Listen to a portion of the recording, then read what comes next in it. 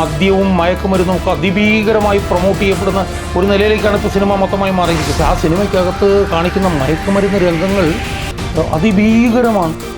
ആ സിനിമയിലെ മയക്കുമരുന്ന് രംഗങ്ങൾ കണ്ടു കഴിഞ്ഞാൽ മദ്യത്തിനെ ആയാലും മയക്കുമരുന്നിനായാലും വയലൻസിനായാലും ഒക്കെ തന്നെ ഉരുക്കുമുട്ടി കൊണ്ട് അടിച്ചമർത്താൻ ഒരു ഭരണകൂടത്തിന് കഴിയും. മാർക്കോ എന്ന് പറഞ്ഞൊരു സിനിമ അത് പ്രൊമോട്ട് ചെയ്യപ്പെട്ടത് തന്നെ ഏറ്റവും കൂടുതൽ വയലൻസ് ഉള്ള, ഇപ്പോൾ ഓഫീസർ ഓൺ ഡ്യൂട്ടി എന്ന് പറഞ്ഞൊരു സിനിമ ഇപ്പോൾ വന്നു.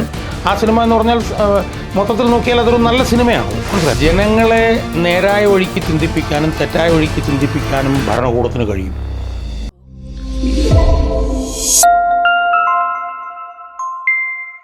സിനിമയിൽ ഈ പറഞ്ഞതുപോലെ വയലൻസും മദ്യവും മയക്കുമരുന്നും ഒക്കെ അതിഭീകരമായി പ്രൊമോട്ട് ചെയ്യപ്പെടുന്ന ഒരു നിലയിലേക്കാണ് ഇപ്പോൾ സിനിമ മൊത്തമായി മാറിയിരിക്കുന്നത്. ഇപ്പോൾ സിനിമയിൽ നേരത്തെയും ഈ പറഞ്ഞ പോലെ വയലൻസ്, മദ്യം ഇതൊക്കെ ഉണ്ടായിരുന്നു. പക്ഷേ നേരത്തെയൊക്കെ ഉണ്ടായിരുന്നെങ്കിലും അത് സിനിമയുടെ കഥയുമായി ചേർന്ന് പോകുന്ന തരത്തിലായിരുന്നു വയലൻസും മദ്യവും ഉണ്ടായിരുന്നത്. പക്ഷേ ഇന്ന് ഈ പറഞ്ഞതുപോലെ ഞാൻ പറഞ്ഞതുപോലെ മാസങ്ങൾക്ക് മുമ്പ് ഇറങ്ങിയ തല്ലുമാല എന്ന് പറഞ്ഞൊരു സിനിമ, തല്ലുമാല എന്ന് പറഞ്ഞൊരു സിനിമയിൽ ആദ്യ അവസാനം തല്ലാണ്. അതിനകത്ത് കഥയില്ല, തിരക്കഥയില്ല, ഒന്നുമില്ല. മനസ്സിലായി, ആദ്യ അവസാനം തല്ലാണ് അതിനകത്ത് കാണിക്കും. ആവേശം എന്ന് പറഞ്ഞൊരു സിനിമ വന്നു. ആവേശം എന്ന് പറഞ്ഞ സിനിമയ്ക്കകത്ത് ആദ്യ അവസാനം മദ്യപാനമാണ് അത് കാണിക്കുന്നത്. മാർക്കോ എന്ന് പറഞ്ഞൊരു സിനിമ വന്നു. അത് പ്രൊമോട്ട് ചെയ്യപ്പെട്ടത് തന്നെ ഏറ്റവും കൂടുതൽ വയലൻസ് ഉള്ള സിനിമ എന്നുള്ള നിലയിലാണ് അത് പ്രൊമോട്ട് ചെയ്യപ്പെട്ടത്. മനസ്സിലായോ? ഈ മാർക്കോ പോലുള്ള സിനിമ അല്ലെങ്കിൽ ഇത്രയും വയലൻസ് നിറഞ്ഞ സിനിമകൾ ഈ തിയേറ്ററിൽ പ്ലേ ചെയ്യാൻ അല്ലെങ്കിൽ ആ തിയേറ്ററിൽ അനുവാദം കൊടുക്കുന്നത് സർക്കാർ തന്നെയല്ലേ? അല്ല, അതാ ഞാൻ പറഞ്ഞത്. അതുകൊണ്ട് തന്നെ ഇപ്പം മദ്യത്തിൻ്റെ കാര്യത്തിലായാലും മയക്കുമരുന്നിൻ്റെ കാര്യത്തിലായാലും വയലൻസിൻ്റെ കാര്യത്തിലായാലും രാഷ്ട്രീയ കൊലപാതകത്തിലൊക്കെ ഈ കാര്യങ്ങളിലൊക്കെ തന്നെ ഒരു ഡിനോമിനേറ്റർ എന്ന് പറഞ്ഞാൽ സർക്കാരാണ്.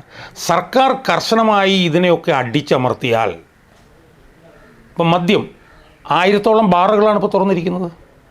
മനസ്സിലായി, അപ്പം മദ്യത്തിനെ ആയാലും മയക്കുമരുന്നിനായാലും വയലൻസിനായാലും ഒക്കെ തന്നെ ഉരുക്കുമുട്ടി കൊണ്ട് അടിച്ചമർത്താൻ ഒരു ഭരണകൂടത്തിന് കഴിയും. ഇപ്പോൾ മാർക്കോ എന്ന് പറഞ്ഞ സിനിമ ഇതുപോലെ വയലൻസ് ഞങ്ങൾ അനുവദിക്കില്ല, ഈ തിയേറ്ററിൽ ഇത് ഓടാൻ ഞങ്ങൾ അനുവദിക്കില്ല എന്ന് പറഞ്ഞു കഴിഞ്ഞാൽ അത് അവിടെ തീർന്നു. മനസ്സിലായോ? പക്ഷേ അതിന് പകരം ഇതിനെല്ലാം കയ്യാളുകളായി നിൽക്കുന്ന ഭരണകൂടം നിലനിൽക്കുന്നിടത്തോളം കാലം, ഭരണകൂടം ഇതിനെല്ലാം ഒത്താശ ചെയ്തു കൊടുക്കുന്നിടത്തോളം കാലം ഇത്തരത്തിലുള്ള കൂട്ടക്കൊലപാതകങ്ങളും ഇത്തരത്തിലുള്ള വയലൻസും ഈ പറഞ്ഞ പോലെ മദ്യവും, ഇപ്പോൾ ഓഫീസർ ഓൺ ഡ്യൂട്ടി എന്ന് പറഞ്ഞൊരു സിനിമ ഇപ്പോൾ വന്നു. ആ സിനിമ എന്ന് പറഞ്ഞാൽ മൊത്തത്തിൽ നോക്കിയാൽ അതൊരു നല്ല സിനിമയാണത്. മനസ്സിലായി, വളരെ വൈകാരികമായിട്ടുള്ള മുഹൂർത്തങ്ങളൊക്കെ ഉള്ള വളരെ ചടുലമായിട്ടുള്ള കഥാതന്തുവൊക്കെ ഉള്ളൊരു സിനിമയാണ്. പക്ഷേ ആ സിനിമയ്ക്കകത്ത് കാണിക്കുന്ന മയക്കുമരുന്ന് രംഗങ്ങൾ അതിഭീകരമാണ്.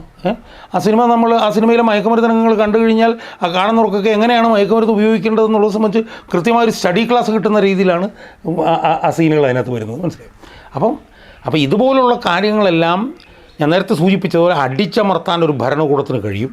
അത് കഴിയുന്നതിന് പകരം ഇതിനെല്ലാത്തിനും ഒത്താശ ചെയ്ത് കൊടുക്കുന്ന ഒരു ഭരണകൂടമാണ് ഇവിടെ നിലനിൽക്കുന്നത് എന്നുള്ളത് കൊണ്ടാണ് ഇതൊക്കെ ഇങ്ങനെ സ്ഥിരമായി കേരളത്തിൽ സംഭവിച്ചുകൊണ്ടിരിക്കുന്നത്. പക്ഷേ ഈ സിനിമയിലെയും മദ്യവുടെയും കാര്യം പറഞ്ഞപ്പോൾ ഈ സിനിമയും മദ്യവും സമൂഹത്തിൽ വന്നുകൊണ്ടിരുന്നു കഴിഞ്ഞാൽ സർക്കാരിന് കിട്ടുന്ന ഒരു ഇൻകം ഉണ്ട്, അല്ലെങ്കിൽ ഒരു ടാക്സ് ഉണ്ട്. അപ്പോൾ അത് സർക്കാർ വേണ്ടെന്ന് വെക്കില്ലല്ലോ. സാറ് മാർക്കോ എന്നുള്ള സിനിമ കണ്ട് കാണുമല്ലോ. അപ്പോൾ അത് എത്രത്തോളം അത് തിയേറ്ററിൽ വിജയിച്ചു, നാട്ടുകാരെല്ലാവരും ഏറ്റെടുത്തു. പക്ഷേ ഈ വയലൻസ് ആണ് അതിൻ്റെ അകത്തൊരു സംഭവം. അപ്പം നമ്മൾ സ്വാഭാവികമായിട്ട് മനസ്സിലാക്കുന്നത് ജനങ്ങളും ആ രീതിയിലോട്ട് മാറിക്കഴിഞ്ഞു എന്നാണ്. ജനങ്ങൾ ആ രീതിയിലോട്ട് മാറിക്കഴിഞ്ഞ് ജനങ്ങളെ നേരായ വഴിക്ക് ചിന്തിപ്പിക്കാനും തെറ്റായ വഴിക്ക് ചിന്തിപ്പിക്കാനും ഭരണകൂടത്തിന് കഴിയും. അതെ, ഇപ്പോൾ ഉദാഹരണത്തിന് വി എസ് അച്യുതാനന്ദൻ എന്ന് പറഞ്ഞ മുഖ്യമന്ത്രി ആരും കൂടെ ഉണ്ടായിരുന്നെങ്കിൽ ഇതുപോലുള്ള പല കാര്യങ്ങളും അയാൾ അനുവദിക്കില്ലായിരുന്നു. മനസ്സിലായില്ലേ? അപ്പം സർക്കാർ അതിനോട് എങ്ങനത്തെ സമീപനം എടുക്കുന്നു? ഇപ്പോൾ വയലൻസ് സിനിമയിൽ കാണിക്കരുതെന്നുള്ളതല്ല, പക്ഷേ ജനങ്ങളുടെ ഇടയിൽ അക്രമവാസനകൾ പ്രോത്സാഹിപ്പിക്കുന്ന നിലയിലുള്ള കലാരൂപങ്ങൾ ഇറങ്ങുമ്പോൾ അതിനെ തടയാൻ ബാധ്യതയുള്ള സർക്കാർ അത് തടയണോ വേണ്ടയോ എന്നുള്ളത് ഒന്ന്. ഇപ്പോൾ മദ്യത്തിൻ്റെ കാര്യത്തിൽ മദ്യം ഒരു വരുമാനമാണെന്ന് പറഞ്ഞാൽ അതിഭീകരമായി മദ്യം പ്രോത്സാഹിപ്പിക്കുകയാണ്. അപ്പം മദ്യം പ്രോത്സാഹിപ്പിക്കുകയും വയലൻസ് പ്രോത്സാഹിപ്പിക്കുകയൊക്കെ ചെയ്യുമ്പോൾ അതിൻ്റെ ആത്യന്തികമായിട്ടുള്ള ഫലം എന്താണ്? അതാണ് ഇപ്പം നമ്മൾ കാണുന്നത്. വയലൻസ് പ്രോത്സാഹിപ്പിച്ചതിൻ്റെ ആത്യന്തിക ഫലമാണ് ഈ കൂട്ടക്കൊലപാതകങ്ങൾ പെരുകുന്നത്.